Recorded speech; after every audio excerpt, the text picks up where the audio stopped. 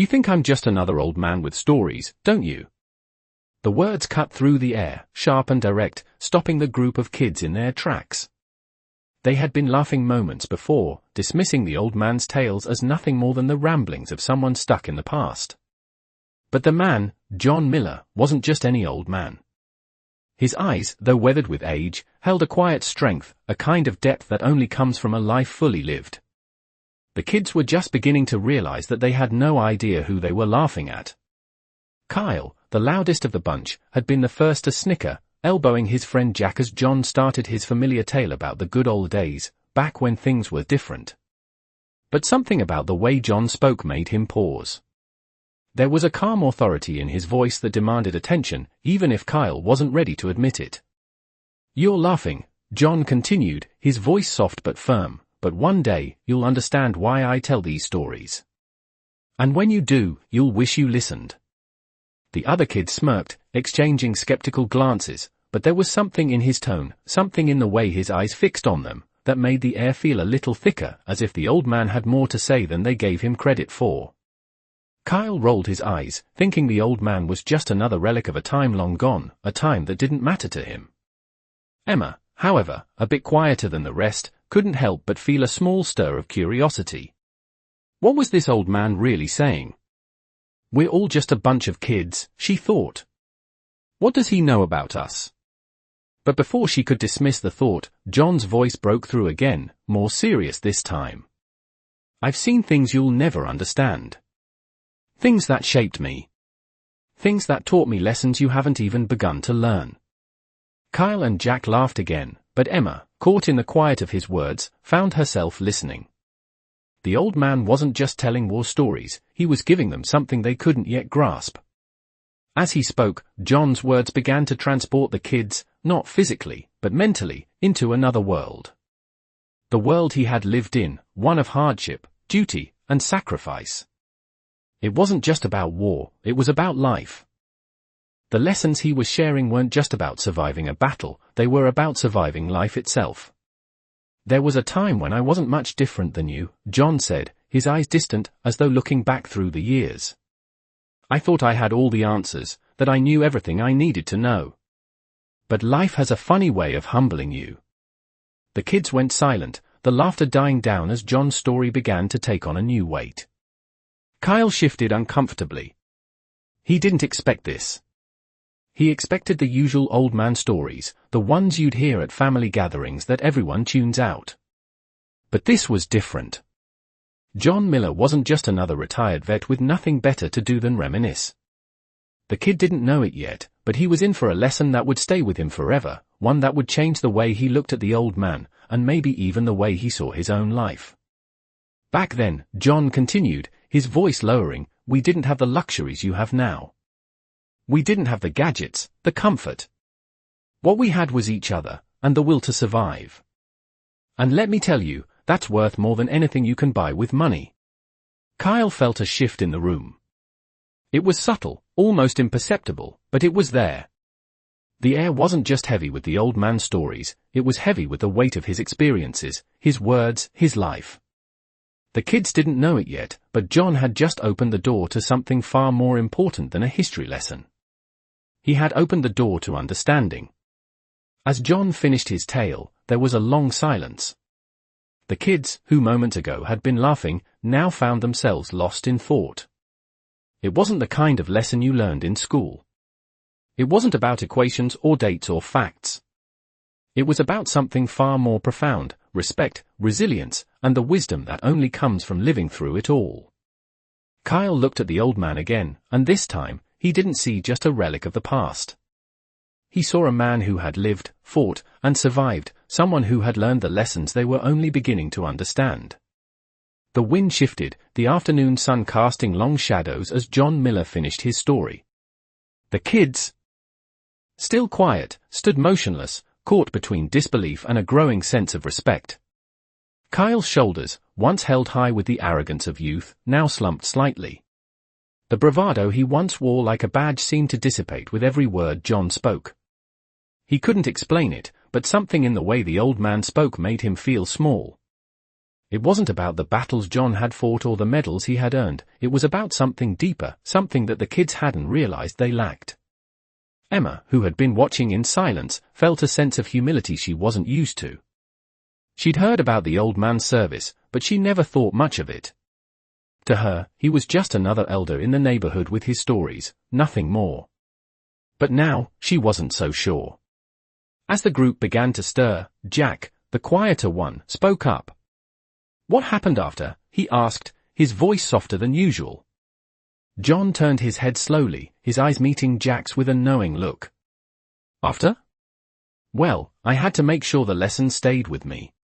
Because life has a way of making you forget them when things get easy." John's words hung in the air. He wasn't just talking about war or his time in the service, he was talking about life. Kyle scoffed, but the sound was hollow, almost forced. "Yeah, right. What could you possibly teach us that we don't already know?" His words were quick, but they didn't have the same edge they had before. John smiled faintly, as if he had been expecting that. "It's not about what you know, Kyle," he said, his voice calm and unwavering. "It's about what you're willing to learn." The challenge in his voice made Kyle hesitate. He had expected to push the old man away with his usual sarcasm, but now he wasn't sure. The word stung in a way he hadn't expected. Emma glanced at Jack, who seemed equally caught off guard. The bravado that had once made them laugh now felt out of place. John wasn't just some old man telling stories, he was a man who had lived through things they couldn't begin to imagine. "You think you know everything at your age," John continued, "but one day, life will hit you in the face, and you'll realize how little you actually understand. When that happens, you'll wish you had paid attention to the lessons I'm trying to teach you now." The wind picked up, swirling around them, and for the first time, the group stood in silence, the weight of his words settling in. The kids had always thought of themselves as the ones in control, the ones with the answers. But John's calm, unwavering presence made them wonder if they'd been wrong all along. It wasn't just about survival or fighting battles, it was about surviving the harder, quieter battles of life. John's life hadn't been defined by medals or glory. It had been defined by the lessons he had learned the hard way, lessons that had shaped him into the man he was today. "The world isn't kind," John said, his voice steady. "And it won't make things easy for you. But if you can learn to respect it, if you can learn to stand tall in the face of it, then you'll have something. Something worth more than anything you can buy or win. That's what you need to understand. That's the lesson." Kyle opened his mouth as if to respond, but the words didn't come. He wanted to argue, to dismiss John as just another old man stuck in the past, but deep down, he knew he couldn't. Not this time. The respect he had been too proud to offer before now sat heavy in his chest. Emma, who had been the quiet observer all along, felt something stir inside her, something she hadn't realized was missing. Respect. Understanding. The realization that John wasn't just telling them stories, he was handing them a key to something bigger. And in that moment, she understood. It wasn't the stories that mattered, it was the wisdom behind them. The wisdom that would shape them in ways they couldn't yet see. And as the kids stood there, in the fading light of the afternoon, they felt something shift. It wasn't just the weather changing. It was them, beginning to understand. To learn. And maybe, just maybe, they would remember the lessons John had tried to teach them, even when they grew older and life started to throw its hardest punches. The sun was beginning to set, casting long shadows across the neighborhood as John Miller leaned against the worn bench. The kids had finally settled into a kind of quiet, the playful teasing from before completely gone. They stood in a small circle. Around him, their heads slightly bowed, not out of disrespect, but something more akin to reflection. For the first time since they'd met him, they saw the old man not as a relic of a bygone era, but as someone who had lived, fought, and earned every line on his face. Kyle, who had once been the loudest and most dismissive, was the first to break the silence. I never thought about it like that," he said, his voice uncharacteristically soft. "I always thought people like you were just stuck in the past, you know? Like you never moved on." John turned his head slowly, fixing Kyle with a steady gaze. "We all move on, Kyle," he said quietly. "But it's not always about leaving the past behind. Sometimes, it's about carrying the lessons with you. You can't forget where you came from. It's part of who you are." Kyle stood still, absorbing the words. He didn't have a reply, not because he didn't want to argue, but because, for once, he couldn't. He had always thought the past was just that, something that didn't matter anymore. But now, the way John spoke about it, the lessons he carried, it made him wonder if he had been wrong all along. Jack, who had been quiet throughout most of the conversation, shifted his weight from one foot to the other. "What did you mean when you said a life will hit you in the face?" he asked, his curiosity piqued. John smiled, the corners of his eyes crinkling as he looked at Jack. "You'll understand when it happens. Life's going to test you, and it won't always be fair. But how you face it, that's what matters. You'll have choices, Jack. You can either let it beat you down, or you can stand up and keep going. And I'll tell you this, you're stronger than you think." The words were simple, but they carried a weight, one that hung in the air long after they were spoken. Emma, who had been listening intently, took a small step forward.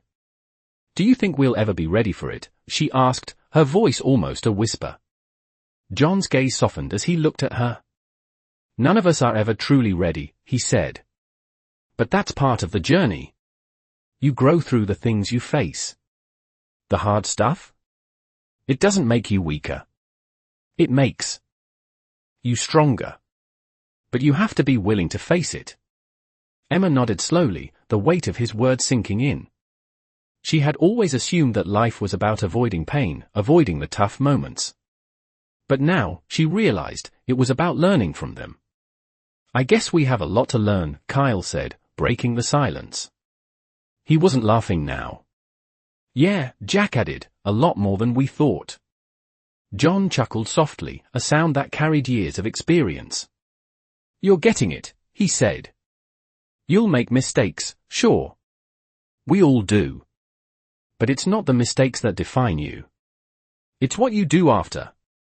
That's what shows who you really are." For the first time that afternoon, the kids didn't feel like they were just listening to an old man talk about the past. They felt like they were hearing something real, something that would help them when the hard times came. The world was different now, and John Miller knew it. But the lessons he had learned still applied. And as they stood there, the fading light around them felt like the beginning of something new, something that would help them navigate the challenges of life, no matter how big or small. The kids might not have fully understood it yet, but they were starting to. And in that moment, John didn't just feel like a man who had lived through a different time. He felt like a guide, someone who had walked the hard path and was offering them a chance to walk it too. Slowly, the kids began to shift, no longer standing in a circle of doubt, but in one of understanding. They might not have all the answers, but they were starting to ask the right questions. And maybe, just maybe, they were beginning to realize that the lessons John had shared weren't just stories. They were a blueprint for life. As the evening sky darkened and the last rays of sunlight disappeared beyond the horizon, the group remained by the bench, each of them lost in thought. The quiet was different now. It wasn't the awkward silence that had been there when they first met John, but a reflective one, filled with a deeper understanding. Kyle, who had spent most of his life thinking he knew everything, now found himself questioning everything he had believed. He turned to look at the old man, his mind racing with the things he had learned in just a few hours. "You were right," Kyle said finally, breaking the silence. "I didn't get it before. I always thought you were just an old guy telling stories, but now I see." John smiled, his face softening with the recognition in Kyle's voice. "It's not about me, Kyle," he said. "It's about what you take away from it. I've lived through things that have shaped me, but it's your turn now. The lessons I learned, they'll be yours to learn when the time comes." Emma, who had been quietly processing everything, looked up at John with a new kind of respect. "You don't just teach us about the past," she said, "you teach us about the future. About what's ahead of us." John nodded slowly, his eyes focused on the horizon. "That's the key. You can't live in the past, but you can carry its lessons with you. Life is going to come at you fast, and when it does, you'll need to know how to stand your ground. The world doesn't stop just because you're not ready. But if you can face it with the right attitude, you'll be just fine. Jack, who had remained quiet for most of the conversation, spoke up now. I used to think that life was just about getting by, he said, his voice thoughtful. Just making it through each day. But now I see that it's about more than that. It's about what you make of it, what you learn along the way. John's eyes flicked to Jack, a slight nod of approval crossing his face. Exactly, he said. It's about learning from every step, every mistake, and every victory. You don't grow by just getting through life, you grow by learning from it. The group was silent for a moment, each of them reflecting on John's words. They had come to see him as just an old man with stories to tell, but now, they saw him as a teacher, a guide. He had shared with them not just tales from the past, but wisdom that would carry them through their own lives. What now? Kyle asked after a pause, his voice filled with a new sense of purpose. What do we do with all of this? John smiled again, the corners of his eyes crinkling with warmth. Now? Now you live, he said simply. You take what you've learned, and you live. Life will keep throwing things at you, but if you can carry these lessons with you, you'll be ready for whatever comes your way. And remember, you're never too old to learn, and you're never too young to teach. The word settled in the air like a soft breeze, and the group, for the first time, felt truly connected, not just to each other, but to the lessons they would carry with them for the rest of their lives. As they stood there in the fading light, the weight of the old man's wisdom was heavy, but it was a weight they were ready to bear. They knew now that life wasn't about avoiding the hard things, it was about learning from them, growing stronger, and facing whatever came their way. And in that moment, they understood that John Miller, the old man with the stories, had given them something far more valuable than anything they had expected. He had given them the tools to live life fully, with respect, humility, and an unshakable strength that came from knowing the lessons of the past. The days that followed felt different.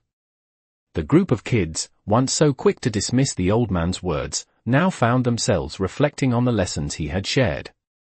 Kyle, who had always been the loudest, the quickest to mock, started to carry himself with a new sense of purpose. He found himself looking at the world a little differently, more aware of the people around him, more mindful of the way he spoke, the way he carried himself.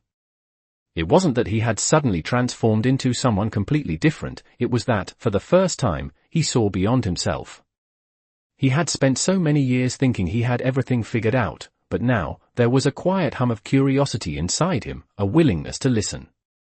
Emma, too, found herself changed. She had always been the one to quietly observe, but now, she felt like she had something to offer. The old man's words had planted seeds in her mind, seeds that were beginning to grow. She had always admired the strong, silent types, the ones who didn't need to say much to make an impact. But John had shown her that true strength didn't come from silence alone. It came from knowing when to speak, when to act, and when to stay still and listen. Jack, who had always been the most thoughtful of the group, found that his thoughts were becoming clearer. His mind had been filled with the noise of uncertainty, of doubt, but now there was a quiet certainty in him. He didn't have all the answers, but he understood something important: life wasn't about having all the answers. It was about finding your way, step by step, and learning as you went. John Miller had given them something they hadn't even realized they needed, the ability to see the value in every moment, every interaction, every person. He had shown them that life wasn't something to be rushed through or avoided, it was something to be experienced fully. One afternoon, as the group sat together on the same bench, John spoke again, this time with a softness that carried a weight of its own. "You've all come a long way," he said, his voice quiet but steady. "But the real journey is just beginning. Life's going to test you in ways you can't imagine. But you've got the tools now. You've got the lessons." Kyle nodded, his mind racing with the implications of John's words. "You're right," he said, his voice thoughtful. "It's not about the past or the future. It's about the now. About making the most of what we have." John smiled, a knowing look in his eyes. "Exactly. You can't change what's happened. You can't control what's coming. All you have is this moment. And what you choose to do with it will shape the rest of your life. The kids sat in silence for a while, each of them processing the truth of what John had said. The wind rustled the leaves above them, and the air was filled with a sense of calm, of understanding. They were no longer just kids hearing old man stories. They were young people beginning to understand what it meant to live, truly live. They had been given the gift of perspective, the gift of knowing that the hardest moments could lead to the greatest growth. The lessons John had shared with them weren't just words, they were a roadmap for the future, a way to navigate the challenges ahead with strength, humility, and a sense of purpose. And as the day turned to night, the group knew that they would carry these lessons with them, not just in their minds, but in their hearts. They weren't the same as they had been when they first met John Miller. They were stronger, wiser, and ready for whatever life would throw their way. Weeks passed, and the lessons from John Miller seemed to seep into the everyday lives of the kids. They found themselves reflecting on his words at odd moments, in the quiet spaces between school and home, in the pauses of their conversations, when the world seemed to slow down just enough for them to really think. Kyle, who had once been quick to dismiss others, now took a moment before he spoke, weighing his words, considering how they might affect the people around him. He still had his moments of impatience, his frustration with the world, but there was a new layer of awareness. He knew that life wasn't something you could just rush through. It was something to be lived, something to be learned from. Emma, who had always kept her thoughts to herself, found herself speaking up more often, offering her perspective when before she might have stayed quiet. She had started to understand the power of her voice, the impact it could have, not just on others, but on herself. She no longer felt invisible in her own life. Jack, the quiet one, found himself growing more confident in his decisions. He had always been thoughtful, always considered the consequences of his actions, but now he did so with a greater sense of clarity. He understood that life wasn't about waiting for things to happen, it was about making them happen, taking ownership of the path he was walking. They had all changed, not because of some grand revelation, but because of the small, steady shift that had taken place over time. John Miller's lessons weren't about sweeping statements or dramatic gestures, they were about the little things, the quiet moments of understanding that slowly, almost imperceptibly, changed the way they saw the world. One afternoon, as the group sat together at the same bench, John arrived with a small smile on his face, a quiet satisfaction in his eyes. He didn't need to say much, but the kids could tell that he was pleased with how far they had come. "You've been carrying what I've taught you," John said, his voice gentle, yet firm. "But now it's time to start sharing it. It's not enough to just keep these lessons to yourselves. You've learned a lot, but it's time to pass that knowledge on. It's time to make a difference." Kyle looked up, his brow furrowing in thought. "You mean, like, help others?" John nodded slowly. "Exactly. You've learned how to face challenges, how to respect others, how to be strong in the face of adversity. Now, it's time to pass that on. The world needs more people who know how to help, who know how to share what they've learned. It's your turn to give back." The words hit the group harder than expected. They had been focused on their own growth, their own understanding, but now they realized that the lessons they had learned were not just for them, they were meant to be shared. "I never thought about it like that," Emma said quietly, her voice reflecting a new understanding. "I thought it was all about just getting by, but now I see it's about helping others get by too." John smiled at her, a knowing look in his eyes. "You've got it," he said. "Life isn't just about surviving, it's about lifting others up along the way." As the sun began to dip below the horizon, casting a warm glow over the group, they sat together in comfortable silence. They didn't need to speak to understand what John had meant. They were ready. Ready to take the lessons they had learned and share them with the world. They weren't just kids anymore. They were the ones who had the power to make a difference, to help others, and to keep the lessons of the past alive for the generations to come. It had been a few months since the kids had last spoken to John Miller. Life had continued its unrelenting march forward, as it always did, but something had shifted in the way they saw the world. They had learned the hard truths from an old man who had lived a life they couldn't yet fully comprehend. Now, they were ready to give back, to share what they had learned. It started small. Kyle, who had once been the loudest and quickest to mock, found himself helping a classmate who was struggling with math. It wasn't a grand gesture, but it was a start. He'd remembered what John had said about passing on knowledge, and it felt good, surprisingly good, to offer a helping hand. Emma, who had always been quiet, started volunteering at a local community center. She helped younger kids with their homework and listened to their stories, knowing that sometimes, people just needed someone to hear them. It wasn't the kind of helping that got attention or recognition, but it was enough for her. She had begun to understand that the real reward came not from what you did for yourself, but from what you did for others. Jack, the one who had always been thoughtful, found himself organizing a small neighborhood cleanup event. He had realized that it wasn't just about waiting for change, it was about making it happen. It wasn't easy, and it didn't come without its challenges, but as he watched his neighbors pitch in, he felt a sense of accomplishment. He had started something, and it felt right. The kids didn't know it yet, but they were becoming the kind of people John Miller had hoped they would be. They had absorbed his lessons in quiet ways, in the little things they did each day. They hadn't become superheroes or saviors, they had simply become people who cared a little more, who listened a little longer, who helped when they could. One day, after school, Kyle was walking home when he saw an elderly man struggling with his grocery bags. Without thinking, he rushed over to help him. It was a simple gesture, but as he carried the bags to the man's door, he remembered something John had said: life isn't just about surviving, it's about lifting others up along the way.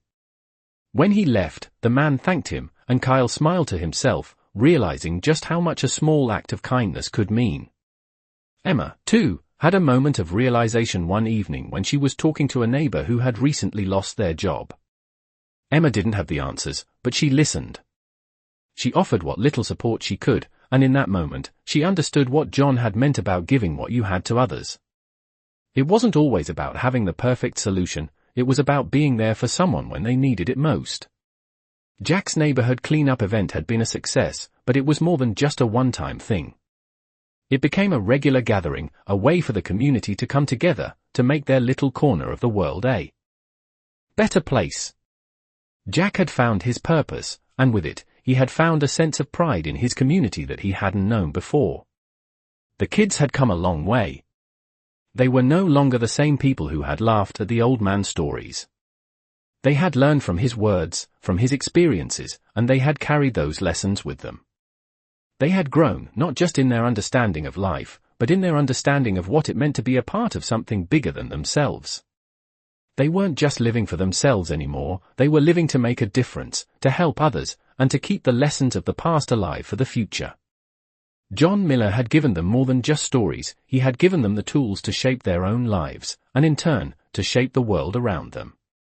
They were no longer just the next generation, they were the generation that would carry the lessons forward, that would share what they had learned, and that would make the world a better place, one small act at a time. Months passed, and the small changes in the kids' lives continued to grow, their actions now becoming part of their everyday routines. They hadn't set out to change the world, they had just taken the lessons John Miller had shared with them and applied them in simple ways. But the ripple effect had begun, and the changes they made were starting to be felt by others. Kyle, who had once dismissed the idea of community, had found a place for himself within it. He started organizing weekend events for the local kids, a basketball tournament, a cleanup, and even a simple get-together at the park. It wasn't just about having fun, it was about building something bigger than himself. He had begun to understand the importance of connection, the way communities grew stronger when people worked together. Emma, who had always been the quiet observer, found herself speaking out more, not just with her friends, but with others she barely knew. She volunteered at local shelters, listened to people's stories, and offered help where she could. It wasn't about being praised, it was about showing up when others needed you, about being a quiet force for good. And Jack, the one who had always been deep in thought, found his purpose in the simplest of ways, helping his neighbors, taking care of small things that mattered. He'd fix a broken fence or help carry groceries without hesitation. He learned that it wasn't always the grand gestures that made the biggest difference, it was the everyday acts of kindness. They had all grown in different ways, but their growth was linked by one simple truth that life wasn't about surviving it, it was about living it fully, giving what you could, and helping others along the way. One afternoon, as they sat together in the park, the old man, John Miller, arrived once more. He had seen the changes in them, the way they had started to give back, to make the world around them a little better. There was no fanfare, no grand speeches, just a simple, quiet recognition. John sat down beside them, his face soft with pride. "I've been watching," he said, his voice steady. "And I've got to say, I'm proud of you all. You've taken the lessons and made them your own. But remember, this is just the beginning. Life will keep testing you. It'll keep challenging you. But you're stronger now. You know what matters." The kids didn't speak at first. They just sat there, the weight of his words settling in, knowing that what they had learned from him had become part of who they were. It was no longer just a set of lessons, it was a way of living. As the days continued, they kept growing.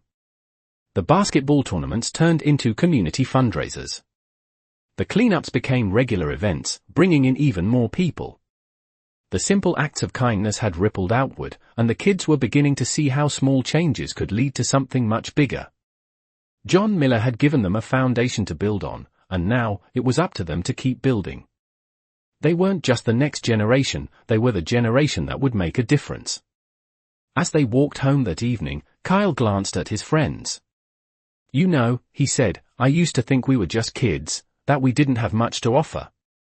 But now I get it. It's not about waiting for someone else to change things. It's about doing it ourselves." Jack nodded. "Yeah, it's about the little things," he said. "The things that matter, the things that make a difference." Emma smiled. "And we've got a long way to go." They knew that. John had shown them the way, but now, it was up to them to keep moving forward, to keep sharing what they had learned, and to keep making the world a little bit better each day.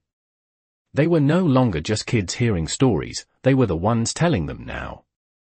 They were the ones who had learned, who had grown, and who had the power to make a difference, one small act at a time. The weeks turned into months, and the small shifts that had started with a few acts of kindness began to take root in the community. The kids, Kyle, Emma, and Jack, had become the leaders of their little corner of the world. What had begun as a simple lesson in life from an old man had turned into a movement of sorts, spreading slowly but surely. Kyle, who had once been so quick to act without thinking, now found himself in charge of organizing the events that brought people together. The basketball tournaments he started were no longer just a weekend pastime, they had grown into community-wide events that raised money for local charities and brought families together. Kyle had learned that leadership wasn't about commanding others, it was about showing up, staying consistent, and making sure everyone had a part to play. Emma, who had once been the silent observer, found herself at the heart of the community's volunteer efforts. She organized drives for food, clothing, and supplies, working with local businesses and individuals to ensure that those in need were never forgotten. She had learned from John that even the smallest gesture could have a profound impact, and now, she was making sure the world could see the value in kindness, in offering help when it was needed most. Jack, with his quiet but thoughtful demeanor, had taken on the role of mediator. He helped people see both sides of an argument, creating understanding where there had once been division. His neighborhood cleanup event had turned into a recurring project that involved local families and schools. What started as a simple act of service became a tradition, one that made the community a little brighter, a little cleaner, and a lot more connected. Their efforts didn't go unnoticed. People began to see the kids not as the next generation that needed to be guided, but as a generation that was already shaping the world around them. The old man's words had sparked something in them, a fire that burned brighter with each passing day, with each new act of kindness. One evening, as the group gathered to reflect on all they had accomplished, John Miller arrived as he always did, with that familiar, knowing smile. "I've been watching," he said, his voice steady and full of pride. "And I have to tell you, I'm impressed. You've all done well." The kids didn't need any more praise, they already knew what they had accomplished. They had taken the lessons John had taught them, and they had turned them into something real, something that affected the world around them. It wasn't about recognition or applause. It was about making a difference, about showing others that kindness and leadership didn't come from fame or fortune, it came from a deep commitment to making the world a better place. You've built something here, John continued, his gaze sweeping over them. But remember, it's not about the end goal. It's about what you do every day to make a difference. Keep doing it, keep giving, and the world will change. The kids didn't need to say anything. They understood. They had already begun to change the world, one small act at a time. They knew that their journey wasn't over, it had only just begun. The foundation had been laid, and now, it was up to them to keep building, to keep sharing the lessons they had learned, and to continue making the world a better place, just like John Miller had shown them. With each day, they grew stronger, wiser, and more determined. They had the tools, the heart, and the lessons to change the world. And they were ready,